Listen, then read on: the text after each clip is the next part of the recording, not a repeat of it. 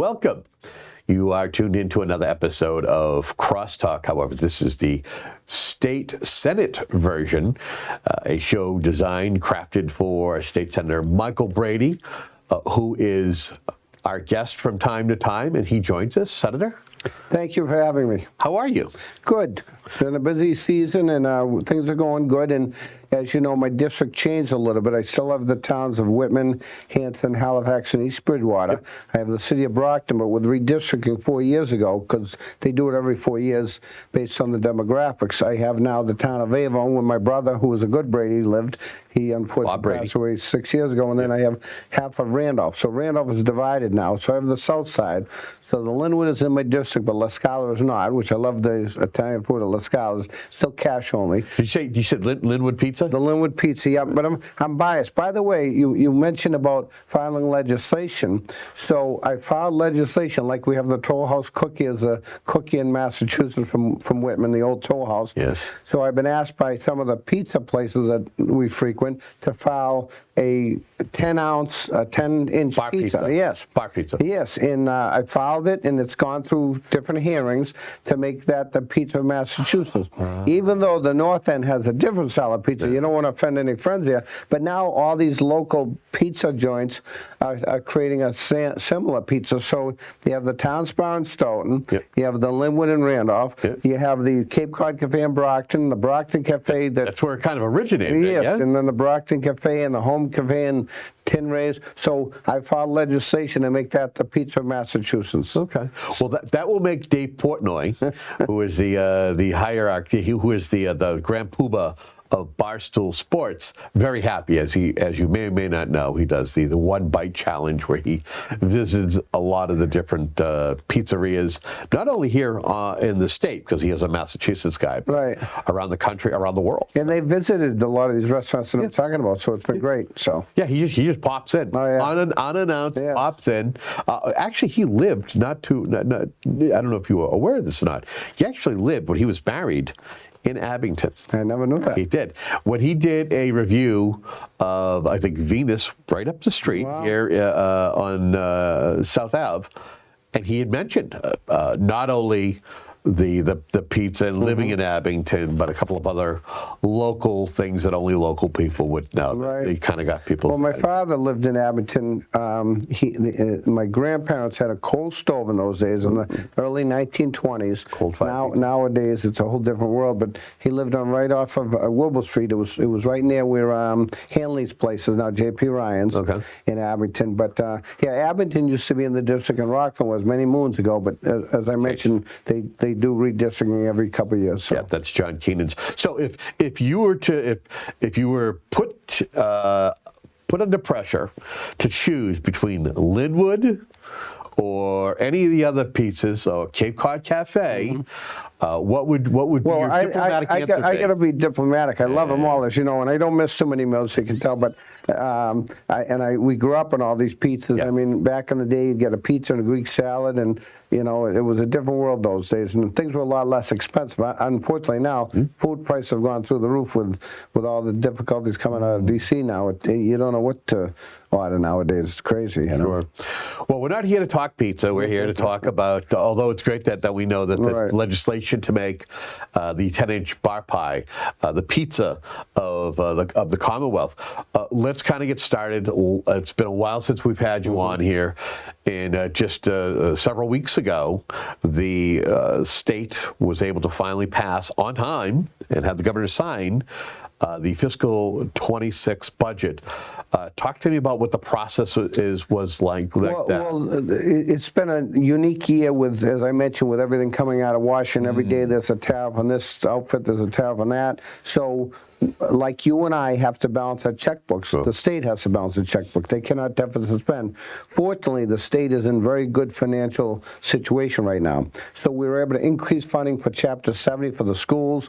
We increased money through through the fair share amendment, all that. We got more money for roads and schools, and we're in good financial state. But we got to prepare for the future because you never know what's coming out of D.C. So that being said, we increased funding for local towns and communities, which is great news, but we still have to balance our checkbook. And we have more money in the rainy day account, as they say. That's our savings account. But we got to prepare for the next 2 years because, again, the uncertainty coming out of Washington, every day there's something new you hear. But the good news is we're in a good financial state. And then we got money for the hospitals. As you know, Signature Healthcare was closed for probably 18 months. It was a big, huge burden on our community. I mean, people from my area had to either go to the South Shore Hospital up in Weymouth, where my cousin's a nurse up there, or go to Beth Israel down in Plymouth. Don't forget Good Samaritan, too. Well, that's the other thing I was going to get at. Between Stewart Healthcare operating Good Samaritan, they've had deficits. They didn't pay the bills. Luckily, the BMC, Boston Medical, took that over. And finally, the Signature Health facility is open. And they've got more technology there, which is good. But a lot of the nurses, because they're only limited to what they can do for unemployment, they took jobs in Boston, which I don't blame them, pays higher. So they're looking to hire more people now at the Signature Healthcare facility in Brockton. But thank God they're open because it's been a big burden on our whole South Shore. I mean, the old Garden and Stoughton, that's no longer a hospital, that's a medical facility. Norwood, that's been a burden because that's been closed. So it's a big drastic impact on our residents. And, you want to live close to hospitals, especially our elderly population. We have a lot of senior citizen facilities in Brockton, elder care. You need them to get as quickly as possible to our local hospitals. And then the neighborhood health center, which is downtown, that helps out a lot of less fortunate communities. But because of federal cutbacks, they get cut $250,000, and it was a major impact again on the South Shore district. Which they don't even just take in Brockton residents; they take residents all over the South Shore. So thank God that the Signature Healthcare is open again, and the old Good Samaritan, which is now Stewart Healthcare. I'm sorry, it was Stewart. It's the Boston Medical Center. Took that over. So that's good news for our area in the South. So were there any specific priorities or projects that you were able to secure funding for your district? Well, as a charity guild, they get cut with federal cutbacks, and they help a lot of our less fortunate people. So every year we're allowed to get certain earmarks in the budget, and thank God I got a good relationship with my chairman, Mike Brady. He kind of watches the checkbooks, as they say. So every year I get money in there for my district. So I was able to get $50,000 for the charity guild. They get cut again because of federal cutbacks. I also get money for chronic bacteria for Silver Lake and the water region there. Cyanobacteria. We get our water resources from that area. Also PFAS, and we did pass some legislation to help firefighters. It's unfortunate they wear these waterproof vests and equipment, which is great to have waterproof, but PFAS is known to cause cancer with a firefighter. So I get money in the budget every year, and we finally passed legislation to have their new equipment not have PFAS in their equipment to save lives, because there are first responders that are saving lives every day, and they're out on the road constantly. I have a great relationship with our firefighters out there and our police officers, and they're saving lives every day, and we want to make sure that they're protected as well. Yeah, I'm sure that Rich McKinnon, who is not only a Whitman firefighter, but he is the president of the Professional Firefighters of Massachusetts, the PFFM, would be happy, because I know that 2 years ago when the budget was being decided, I know there was a lot of conversations about their turnout gear and making sure that firefighters were taken care of in that realm. How do you feel that the budget addressed needs of the municipalities, not only in your district, but around? Well, as I mentioned, we increased funding for schools, which is huge, and also Chapter 90 money. We passed some legislation regarding that in the Senate. That's for our roads. And, our roads, as are in deplorable conditions. I mean, I've got a Equinox. I feel every bump when I'm driving myself. And I used to have an old Blazer, and people would bust my chops. Mike, when are you going to get rid of that car? Because it had a little body rot, but it had better suspension than the Equinox. So I finally broke down and bought another car. And our roads are in deplorable condition. Yep. And, you know, our traffic is, you know, going into Boston, you know, if you used to leave Boston before 3 o'clock, you'd beat the rush hour traffic. Now it's 24/7. So we finally passed some Chapter 90 money that takes care of our roads, especially in our inner cores of our downtowns, which is the most traveled areas, are coming off of Route 27 or whatever, near the highway. So we got more money for road work in the Commonwealth, which is huge. And then just average things, you know, as I get money for different things, as I mentioned, for Council on Aging. You know, we got to take care of elderly. I'm 63 now. I'm in that age group myself. But we got money for our senior centers and all this stuff. But some of the towns, like Brockton, they built a senior center with lottery money back when Shannon O'Brien was a treasurer. Sure. That's huge. But Halifax, they got an old, I represent Halifax, it's an old Pope's Tavern. It looks like an old place where George Washington might have stopped 100 years ago or 200 years ago. They have a ramp going up to the first floor. The poor elderly can't get up to the second floor. Yeah. And I got money for the parking lot there, but they're a very tight community, and it's been tough enough when COVID happened to try to reach these elderly people that are living out in the middle of nowhere. Yeah. And I deal with the COA there all the time to try to help them out with different initiatives, but they need a whole building. And we've even talked to some of the business people there to see if they want to help donate, because, you know, people living on fixed means, especially our elderly, you know, with energy costs this year. I mean, I had a $2,900 bill in my own house because I own a 3-decker. Gas bills went through the roof. Yep. I've had meetings in the different towns in Randolph, Brockton, and other communities to help out these elderly people with their bills. And, you know, if you ought to give them a little incentive, $50, that's nothing when you got a $2,900 bill. So we're trying to curb that, because I don't put the energy people in place. It's handled by the governor and her administration. But DPU. Yeah, but in the fall and in the spring, they're organized to set the rates. Well, this past winter, people got killed. I mean, it's terrible. And, you know, elderly people got to choose between food on their table or their medical bills, never mind energy costs. And at least I got a job where I can pay the bills, but I'm no better off than anybody else out there. It's tough. And again, now with the heat in the summertime, the electric bills are going up because of the air conditioning. And luckily, they have air conditioning. You know, you and I might have watched some old Twilight movies where the fan was going back in the 40s or 50s. It's a whole different world now. But I feel so bad for these elderly people that are struggling, and we're trying to get them adequate housing. And there's a big housing need out there too. I get calls every day, people looking for apartments. And there's two scenarios. One is the young people that just got out of college. Now, there was legislation passed to go to community schools, community colleges for no cost. But if they're going to a 4-year college, that's a big burden, never mind books and other materials they got to buy. So they got a college debt. Campus, yeah. Yeah, and then these young families that are starting out, they may get married in their 20s or whatever. There is hardly any apartments available for them, and with the cost means where they can afford. Never mind our elderly population. A lot of elderly people have they're empty nesters. Their spouse might have passed on. They got these big houses. And, you know, some of the Bridgewaters have land, and there's some over 55 units in those towns, but there's not enough. So that's a big push on the state, too, to find more adequate housing for people. And market rate. You know, it's like the MBTA Communities Act. Some towns think, oh, it's going to be all illegal aliens moving in. That's not the fact. No, it's just zoning. Yeah, this was passed under the Republican Governor Charlie Baker's administration.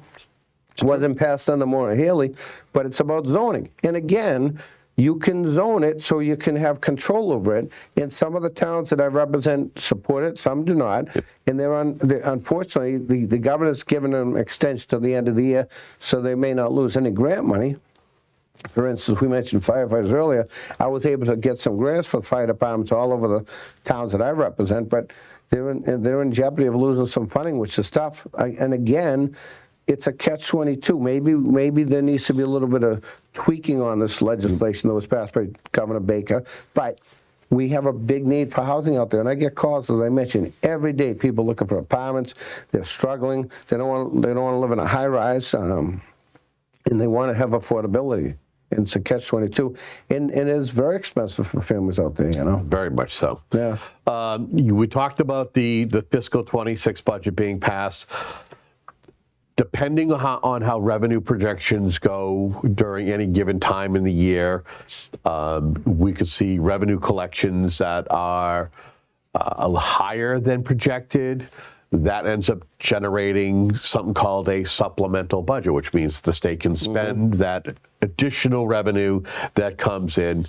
Talk to me about the recent supplemental budget that was passed. I'm glad you asked, because we just passed, beside the regular budget that we do every year, Yes. we do a supplemental budget. We got to pay our bills like you and I have to pay our bills.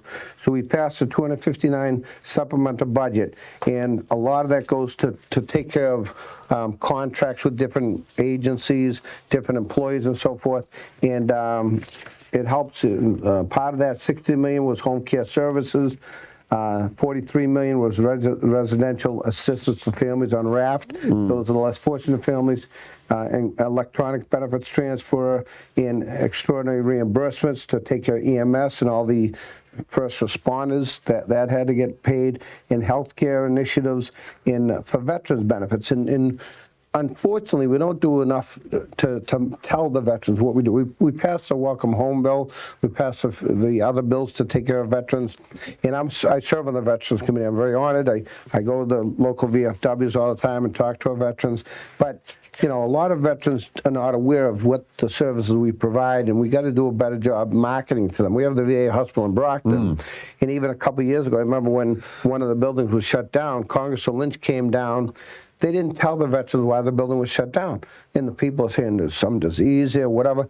What it was there's not as many women veterans as men veterans. There's more now than ever before. But the showers weren't being used too much, and it was a bacteria.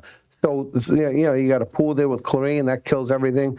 But the biggest thing, when Congressman Lynch came down and myself and some other legislators were there, at least tell the people that utilize this building, why it was closed. Because imagine if you're going to a particular facility and all of a sudden it's closed, you go, did I pick up something there? This is even before COVID happened, of course. But at least tell the people why. And it was a simple shower heads that they had to change because it caused stagnant water, causes bacteria. And it was something simple. All they had to do was change the shower heads. One good news, as I mentioned, with women, there's been more women hired as firefighters than ever before in the Commonwealth. And it's got to be an open field out there, and some of them are in better shape than I am, I'll tell you. Even a police officer in Brockton, I'll never forget one night near James Edgar's Park, this young girl took down a guy. I wouldn't want to mess with her. She arrested an unlawful citizen, wasn't doing the right things, blah, blah, blah. And she took him down and took care of business and sent him into the slammer, which, thank God, she's in better shape than I am, as I mentioned, But as I mentioned, there's more women in the police force and in fire departments and everything else. And again, as I mentioned, they're in better shape than I am, so God bless them, Yeah. Time is fleeting. It's going quick. The Senate also recently did something. They passed a bill banning cell phones in public schools. Can you walk us through what that particular legislation entails and the reasoning behind it? Well, a lot of local communities have already passed legislation. I think Brockton passed a law recently. As we all know, cell phones are very distracting. You have a legislation that you're not supposed to use your cell phone while you're driving because it's distracting drivers. People do it all the time still. Absolutely, and it needs more enforcement. But to have these students be paying attention to the teacher in the classroom, and we've had support from parents on this issue, from teachers on this issue, so we finally passed a statewide ban on the use of cell phones in the classroom. They can put them in a safe manner so they're not stolen or apprehended or whatever. And then if there's an emergency, like say somebody's got diabetes or other health issues, they can get access to their cell phone, or the teacher can get access to the medical providers. But I've had overwhelming support on this, and I'm glad we finally passed it because it's been very distracting in the classroom. And you want these students to pay attention, Do you see it? Is it going to be a complete ban? Again, we know the House is going to have to do something before we have kind of a little bit of a conference committee, which means that a group of legislators will get together and kind of iron out the finer points to make it something that the governor signs. Will this be a complete ban, or will there be further framework that would allow some flexibility? Well, in the Senate, as I mentioned, if you have a medical emergency or there's another issue where you have to get access to your cell phone, you can get access to that. But it's a general ban across the board, so it's not distracting students from in the classroom learning their day-to-day activity, whatever they have to do. Right. But again, certain circumstances, if they need access to their cell phone, emergency, whatever, they can get access, whether it's medical or whatever. And as you mentioned, a lot of bills that, how things work, if something passes in the Senate or the House, it goes to a conference. If there's a difference, it goes to a conference committee. Even the budget starts with the governor. She presents it to the House of Representatives, then it goes to the Senate, and there's always differences. I might try to get some earmarks for my district in there. Other legislators will get earmarks for their district. In 99% of the time, we agree. We do pretty well in the Commonwealth. Republicans and Democrats get along on like what we see in D.C. But what happens, it goes to a conference committee, and there's 3 members of each branch that hammers out the differences. Then it comes back to us for a final vote. You can vote it up or down. You can't change it once it goes to conference. And then it goes back to the governor. Then the governor can either sign the bill or she can veto things. And every governor is different. Sometimes governors will veto certain things, sometimes they're not. And this is an important thing. Right now, the governor has veto power. She didn't do any 9C cuts in the budget. She changed a few things as we went along, but she still has to the end of the year. So again, with what's happening in D.C., because every day there's a new story coming out of Washington, so she still will have time, if need be, to do more 9C cuts as the year goes on. Hopefully, as I mentioned, the Commonwealth is in good financial shape. She shouldn't have to do anything, but you never know. It's a unique time. You know, every other day we hear different stories. You know, they're putting a ban. Like for instance, our cell phones you mentioned. We get chips in our cell phones. Well, the 3 countries we get chips from is Canada, Ukraine, and China. And they put tariffs on China and all this. Then they put tariffs on Canada, which has been a big ally of ours. Well, we need these parts. It's technology way over my head, of course, but we get chips to put in your cell phones to utilize them. So the president has kind of backed off on some of that stuff. So again, every day there's a new story coming out of Washington. So we keep our fingers crossed, and hopefully we keep the ship moving forward. And as I mentioned, fortunately, we're doing very well in the Commonwealth, but you got to keep your eye on the prize, as they say, and get prepared for the uncertainties. As we wind down here, give you an opportunity for a moment or two here. Any legislation, because I know that there were rules changes, that bills are being heard a little bit quicker than in the past. Any legislation of note that you want to bring up that you have filed, or anything you've co-sponsored that is making its way? Maybe it's had a hearing. I've always supported. You can't put all your eggs in one basket. Sure. And I know that there's been legislation to get away from fossil fuels, but I have heard from trucking companies that a car takes maybe an hour to charge a car, and there's not enough charging stations. But trucks, it takes all day. So I've heard from trucking companies they're not selling enough of those electric trucks because it takes long to charge them. And the sun, even though the sun's been hot this past month in July, and the wind doesn't always blow, even though we got Nantucket Sound, but you got all the people squawking with the windmills and the fans falling into the ocean there. So I've worked on some things with anaerobic digestion, which food waste. Our landfills are being overcapacitated. You can't bury stuff in the ground anymore. So I've met with some farmers, and this helps the farmers. Locally, isn't it? Well, it's all over the Commonwealth. Okay. So we've had legislation on the East Coast, but not with other farms. And like in Brockton, the only farm we have left is Gary's Farm. They're still a family-owned business, et cetera. Pleasant Street. I gave them a citation when they turned 100 years old, et cetera. But there's not enough, and this helps farmers out because there was a storm that wiped out a lot of the crops last year. So we visited a farm, and they take food waste. So Coca-Cola, some of our local companies, Polar Beverages out of Worcester, Newman and Brothers, they sat in Brockton, they're in West Bridgewater. They bring their waste, and they produce energy with it, methane gas, and there's a big balloon, so it's not like you had to have 100,000 cows that would cause cow manure, people would squawking about the odor. Yeah. It helps out to produce energy for the Commonwealth, and it saves the consumer. It's a win-win, plus created jobs. One guy that was with BlackRock, when we passed the millionaire's tax, and it was on the ballot, the voters passed it, the fair share amendment, everyone thought all the millionaires were going to leave the state and move to Florida, and some do anyway. We have friends of ours who retired on that. But This created 200 jobs with six-figure incomes, a guy with BlackRock. It's a win-win-win for the community. It's created jobs and it helps spur the economy. So that's huge, and we're still looking to expand that because, as I mentioned, you can't put all your eggs in one basket. Everything else seems to be going steady again. I know that different communities are looking, as I mentioned, they need more senior centers or expanding another facility for elderly. Some of the schools, we got 90% reimbursement years ago to build 5 elementary schools in Broxton. Some of the towns that I've represented build new schools. They need more facilities like that, and the population is expanding. And we got to keep the ball moving forward. It's been a unique year with this new administration out of D.C. the past 2 years. And so far, I think we're holding our own in the Commonwealth. We're doing very well financially. But like you or I, as I mentioned, we got to balance our checkbooks, and that's what the state has to do. And we're keeping an eye on the so-called price to keep us being fiscally responsible as we move forward. But I'm trying to get more money for our district every day. As I mentioned, Chapter 90 money, we increased road work for that. The schools got more funding, the elderly, in our public safety, which we passed some legislation like the PFAS to protect our firefighters. They save lives every day, and you want to make sure they're safe doing their job. As we wrap up, I would give you an opportunity if folks want to, if you have constituent services, folks want to reach out to your office for any issues that they feel that you may be able to help, how can folks get in touch with you and your aides? Well, anyone who wants to reach me, they can call my office directly at 617-722-1200. That's the main line to my office. And they can also email me. In today's world with technology, a lot more people email. It's michael.brady@masenate.gov. Michael.brady, MICHAEL.BRADY. I'm not related to Tom Brady, of course. He makes more money than all of us.